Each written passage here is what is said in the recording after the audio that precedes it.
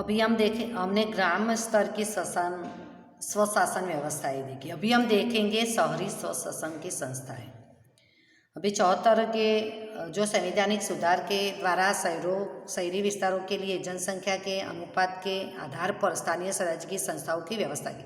यानी जनसंख्या कम है तो नगर पालिका और उससे ज़्यादा जनसंख्या है तो महानगर पालिका।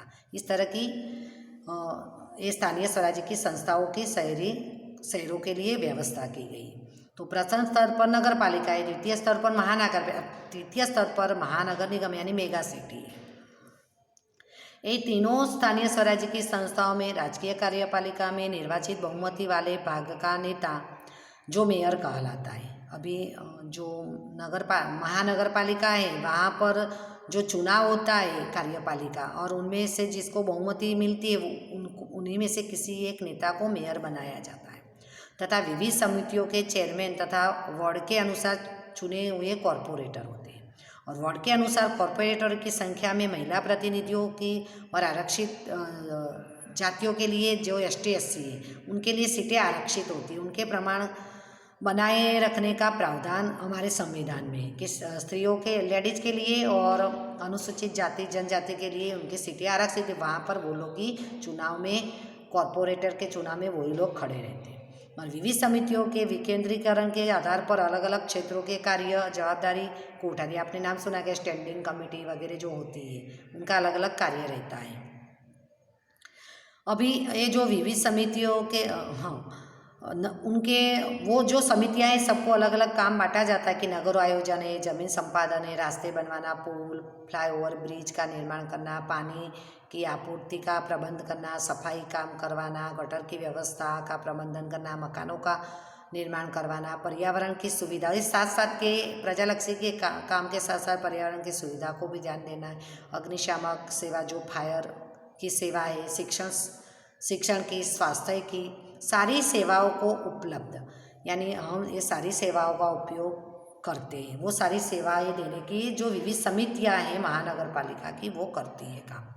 बाद में सांस्कृतिक, शैक्षणिक तथा सौंदर्यपूर्ण मनोरंजन की स्थिति में शहरों का विकास करना, स्मशान गृह है, कब्रस्तान है, उसका भी विकास, उनका निभाव करना, झोपड़पट्टी विस्तार को उन्मूलन, ऐसे अनेक कल्याणकारी जो काम है करके सुखमय जीवन से संबंधित कार्य स्थानीय शहरी स्वराज्य की संस्थाएं करती है। और ये कार्य लोगों के पास से अभी ये काम कैसे होते हैं तो कई लोग पैसे वाले लोग दान भी देते हैं। बाद में पब्लिक प्राइवेट पार्टनरशिप PPP, यानी लोग किसी में अपना हिस्सेदारी भी करते हैं। महानगर पालिका और प्राइवेट लोगों की हिस्सेदारी से भी काम होते हैं, तथा लोगों के पास से वसूली किए गए टैक्स, हम जो टैक्स देते हैं अपने मकान का, प्रॉपर्टी का वगैरह का, तथा सरकारी अनुदान में बाद में राज्य सरकार अनुदान ग्रांट देती है, तो उन्हीं में से सारे हमने प्रजा कल्याणकारी काम देखे जिसका उपयोग हम करते हैं वो काम महानगर पालिका करती है। और महानगर पालिका के प्रशासनिक भाग के जो प्रमुख है उसको म्यूनिसिपल कमिश्नर कहते हैं। जैसे कि आजकल कोरोना महामारी में आप उनका वीडियो भी सुनते होंगे, उनका नाम शायद बंसीलाल निधि है। हमारे सूरत के म्यूनिसिपल कमिश्नर का नाम बंसीलाल निधि, ऐसा कुछ नाम है उनका। और मेयर का नाम आप लोगों को जानना है। मेयर जो होते हर 2.5 साल में चुनाव होता है। 2.5 साल हो गए तो दूसरे 2.5 साल के लिए दूसरे मेयर का चुनाव होता है। तो मेयर चुनाव प्रक्रिया से बनते हैं और ये म्यूनिसिपल कमिश्नर जो अधिकारी है वो अपनी पढ़ाई से, परीक्षाओं से बाद में वो बनते हैं, तथा उसके अधीन तकनीकी और प्रशासनीय विशेषज्ञ, जोनल अधिकारी तथा अन्य अधिकारी एवं कर्मचारी तंत्र सतत काम करता है। अगर चुने हुए भाग तथा प्रशासनिक भाग के बीच खुले मन से संकलन स्थापित करके पक्ष के हित के स्थान पर लोकहित के कार्य किए जाए तो शहरों का विकास होता है। तो प्रशासनिक भाग और ये राजकीय कार्यपालिका अगर संकलन करके काम करे तो शहरों का विकास अवश्य ही होता है। अभी हमने सरकार के अंग लेसन पढ़ रहे थे, उसमें हमने विधायिका, उसमें हमने केंद्र स्तर की, राज्य स्तर की दोनों विधायिका देखी, यानी विधानसभा, विधान परिषद, राज्य स्तर की, केंद्र स्तर की लोकसभा और राज्यसभा के बारे में पढ़ा। और हमने दूसरा अंग अभी जो देखा वो कार्यपालिका, उसमें हमने गांव स्तर की और शहरों स्तर की कार्यपालिका देखी, और केंद्र की भी, राज्य की कार्यपालिका भी हमने पहले देखी। अभी जो सरकार का तीसरा अंग है वो न्यायपालिका, तो उसके बारे में, न्यायपालिका बारे में अगला हमारा जो चैप्टर है उसके बारे में हम डीप में पढ़ने वाले, इसीलिए हम शॉर्ट में ही देखेंगे कि भारतीय संविधान में भारत के नागरिकों को सामाजिक, आर्थिक तथा राजकीय न्याय प्राप्त हो, यानी समाज में भी उसके साथ कोई अन्याय न हो, धंधा व्यवसाय में, और राजकीय यानी सरकार उसके साथ कोई अन्याय न करे, उसको न्याय प्राप्त हो, ऐसे उच्च आदर्शों का स्वीकार किया गया है। और जिसमें सबके विकास के लिए समान अवसर, सभी धर्म जाति के लोगों को समान अवसर, सबके साथ समान व्यवहार, कोई भी पैसा गरीब हो या अमीर हो, सबके साथ समान व्यवहार, और शोषण मुक्त न्यायी समाज की रचना हो, उसी उद्देश्य से संविधान में न्याय तंत्र का स्वीकार किया गया है।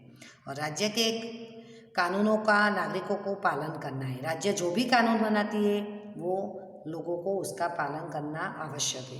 अगर कोई नागरिक इन कानूनों का उल्लंघन करता है, भंग करता है, कानून को तोड़ता है, तो उसे सजा देने का काम ये न्यायपालिका यानी न्यायालय करता है। और देश का संविधान यह देश का मूलभूत कानून है। हमारा मूलभूत कानून हमारा संविधान है, उसके नियम के अनुसार कानून बनाए जाते हैं, और वो कानून को हम आम जनता को उसका पालन करना होता है। देश का प्रशासन संविधान के अनुसार ही रहा है या नहीं, यह देखना न्यायालय का है। देश जो संचालन करे, जो भी सरकार आती है वो प्रशासन करती है, अगर वो संविधान के खिलाफ करती है तो उसके विरुद्ध कार्यवाही न्यायालय यानी राज्य में उच्च न्यायालय और देश की हमारी जो है सर्वोच्च न्यायालय वो देखती है। और देश का कानून संविधान के साथ सुसंगत है या नहीं, उसकी जांच करने का काम भी न्यायालय का है। अगर बनाए गए कानून संविधान के सुसंगत न हो, उसके खिलाफ हो, तो ऐसे कानून को असंवैधानिक घोषित करके उसको रद्द करने की सत्ता न्यायालय को है। सरकार जो भी कानून बनाती है अगर वो बाद में सर्वोच्च न्यायालय देखती है, और वो कानून अगर केंद्र सरकार ने बनाया तो वो सर्वोच्च न्यायालय देखती है, राज्य ने जो कानून बनाए वो उच्च न्यायालय देखती है। और वो कानून अगर संविधान के जो नियम है उसके खिलाफ हो, उसके विरुद्ध हो, तो वो कानून को रद्द करने का अधिकार ये न्यायालय के पास है, यानी उच्च न्यायालय और सर्वोच्च न्यायालय उस कानून को, बनाए हुए कानून को तोड़ भी सकती है। तो संघीय शासन में घटक जो इकाई है राज्य तथा केंद्रों के बीच सत्ता और कार्यों का विभाजन किया गया है। और प्रत्येक घटक इकाई यानी जो हमारे 28 राज्य हैं, तो वो राज्य तथा केंद्र सरकार अपने अपने निर्धारित कार्य क्षेत्र में रहकर ही काम करती है। जिसका जो काम है, राज्य सरकार का जो काम है वो राज्य सरकार करती है, और केंद्र सरकार का जो काम है वो केंद्र सरकार करती है। और एक दूसरे के कार्यक्षेत्र में हस्तक्षेप न करे, यह देखने का कार्य न्यायपालिका का है। यानी न्यायालय देखता है कि जो राज्य है वो केंद्र में हस्तक्षेप न करे और केंद्र राज्य के काम में हस्तक्षेप न करे। और भारत में एक सूत्री, सुग्रथित तथा रैखिक न्यायतंत्र है, जो हम अगले चैप्टर में देखेंगे। कि हम नीचे देखें कि तालुका जो न्यायालय में हम देखें कि तहसील में न्यायालय होता है, बाद में जिला न्यायालय होता है, बाद में उच्च न्यायालय और सर्वोच्च न्यायालय। इस प्रकार का एक सूत्री व सुग्रथित न्याय व्यवस्था है। और न्यायतंत्र में सबसे ऊपर सर्वोच्च न्यायालय और बीच में राज्य में उच्च न्यायालय, यानी कि न्याय व्यवस्था एक पिरामिड जैसी है। यानी तहसील न्याय व्यवस्था है, बाद में जिला में, उसके ऊपर राज्य में उच्च, और केंद्र की सर्वोच्च न्यायालय। निचले स्तर पर, जिला स्तर पर ट्रायल कोर्ट होती है, दीवानी और फौजदारी न्यायालय। दीवानी यानी जो संपत्ति से, प्रॉपर्टी से रिलेटिव जो केस होते हैं, फौजदारी में झगड़ा, मारपीट, खून वगैरह से रिलेटिव केस का वहाँ पर निवारण होता है। और अन्य अधीनस्थ न्यायालय होती है जो तहसील में होती है। तो इस तरह न्याय व्यवस्था हमारी एक सूत्री है और सुग्रथित है, और वो निष्पक्ष और तटस्थ होती है। कार्यपालिका से उसको अलग और स्वतंत्र रखा गया है, जिसके बारे में न्यायपालिका का पूरा चैप्टर अभी हम 11वां पढ़ेंगे, जिसमें हम सारी विस्तृत में चर्चा करेंगे। अभी इस लेसन यहाँ पर हमारा पूरा होता है। उसका स्वाध्याय आप सबको कॉपी में लिख कर दिखाना है।